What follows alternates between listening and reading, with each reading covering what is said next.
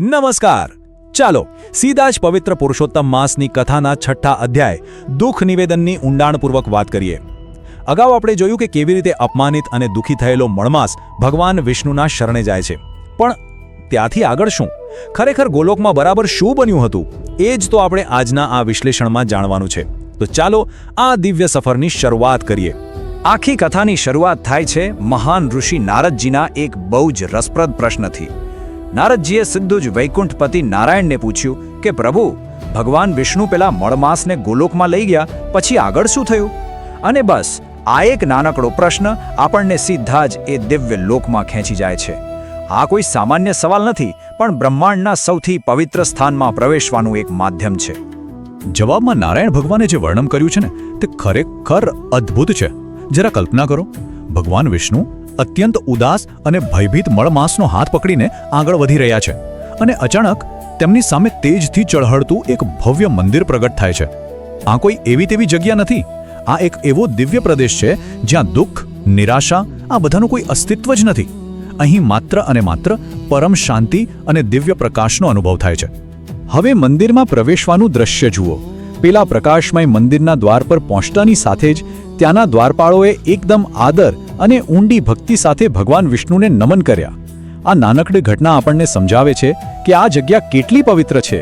અહીંનું વાતાવરણ એકદમ અનુશાસનબદ્ધ છે, ચારે બાજુ પૂર્ણ શાંતિ છે અને એક અનોખો આદરભાવ છે. પણ અંદર પ્રવેશ્યા પછી જે દ્રશ્ય દેખાયું તે તો કંઈક અલગ જ હતું. હજારો ગોપીજનોથી ઘેરાયેલા ભગવાનના દર્શન થયા. જરા વિચારો, એક તરફ એવો પેલો મળમાસ છે જે એકદમ એકલો છે, દુઃખી છે, તરછોડાયેલો છે, અને બીજી તરફ આ અસીમ પ્રેમ અને ભક્તિનો મહાસાગર છે. હજારો ગોપીઓ ભગવાનની આસપાસ ઊભી છે. આ બંને પરિસ્થિતિઓ વચ્ચેનો આ જે તફાવત છે ને, તે ખરેખર વિચારવા જેવો છે. અને આ દિવ્યધામના સ્વામી કોણ છે? ગોલોક સ્વામી, એટલે કે સ્વયં ભગવાન શ્રી કૃષ્ણ. હજારો ગોપીઓની વચ્ચે બિરાજમાન ભગવાન શ્રી કૃષ્ણની આભા એકદમ શાંત અને અત્યંત પ્રભાવશાળી છે. મળમાસ, જેણે અત્યાર સુધી જીવનમાં માત્ર ને માત્ર તિરસ્કાર જ સહન કર્યો હતો, તે હવે બ્રહ્માંડના સર્વોચ્ચ સ્વામીની બરાબર સામે ઊભો છે. ત્યાં પહોંચતાની સાથે જ ભગવાન વિષ્ણુએ ગોલોક સ્વામીની સ્તુતિ કરવાનું શરૂ કરી દીધું. અને આ સ્તુતિમાં એક બહુ જ ગહન ફિલસૂફી છુપાયેલી છે. વિષ્ણુ ભગવાને આ નાશવંત વિશ્વ અને પરમાત્માના દિવ્ય સ્વરૂપ વચ્ચેનો ભેદ સમજાવ્યો. આપણું આ ભૌતિક વિશ્વ નાશવંત છે, તેનો અંત નક્કી છે, પણ પરમાત્મા, તે તો અમર છે. તેમનો કોઈ આકાર નથી, છતાં તેઓ પોતાના ભક્તો માટે અવતાર ધારણ કરે છે. ખાસ તો આ સ્તુતિના શબ્દો પર ધ્યાન આપવા જેવું છે. ભગવાન વિષ્ણુએ કહ્યું, હે પ્રભુ, આ નાશવંત વિશ્વમાં આપ અમર છો. નિરાકાર હોવા છતાં આપ અવતાર ધરો છો. આપના સચ્ચિદાનંદ સ્વરૂપને મારું નમન છે. સચ્ચિદાનંદ એટલે કે સત, ચિત્ત અને આનંદ. આ ભક્તિભાવથી ભરેલી સ્તુતિ સાંભળીને આખું વાતાવરણ જાણે દિવ્યતાની ટોચ પર પહોંચી જાય છે.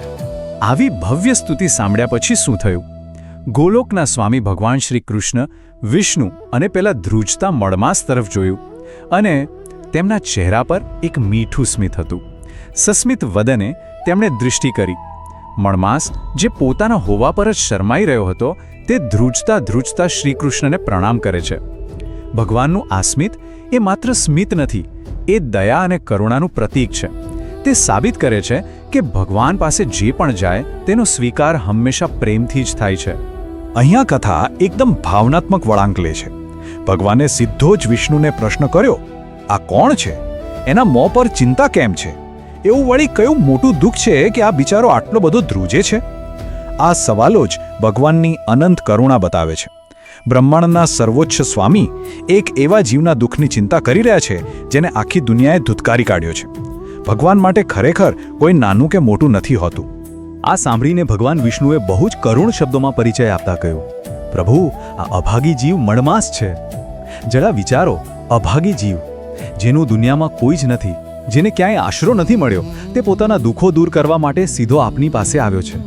મળમાસનો આ પરિચય આપણને તેના હૃદયના અસહ્ય ભાર અને ભયંકર એકલતાનો સીધો અહેસાસ કરાવે છે.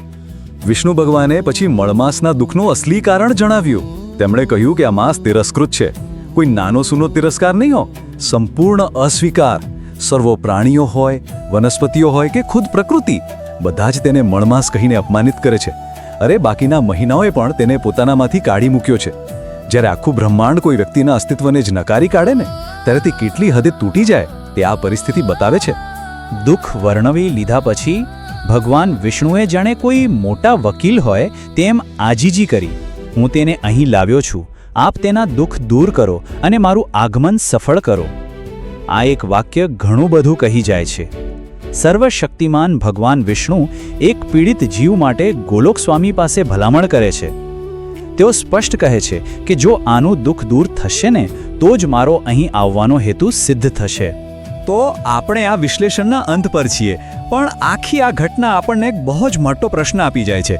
જ્યારે આખી દુનિયા, પોતાના સગા વહાલા, અરે પ્રકૃતિ પણ જ્યારે કોઈનો તિરસ્કાર કરે ત્યારે શું દિવ્ય શક્તિ તેને પોતાના શરણે લે છે ખરી? આ કથા શીખવે છે કે જ્યાં દુનિયાના બધા દરવાજા બંધ થઈ જાય ને ત્યાંથી ભગવાનના ધામનો રસ્તો ખોલે છે.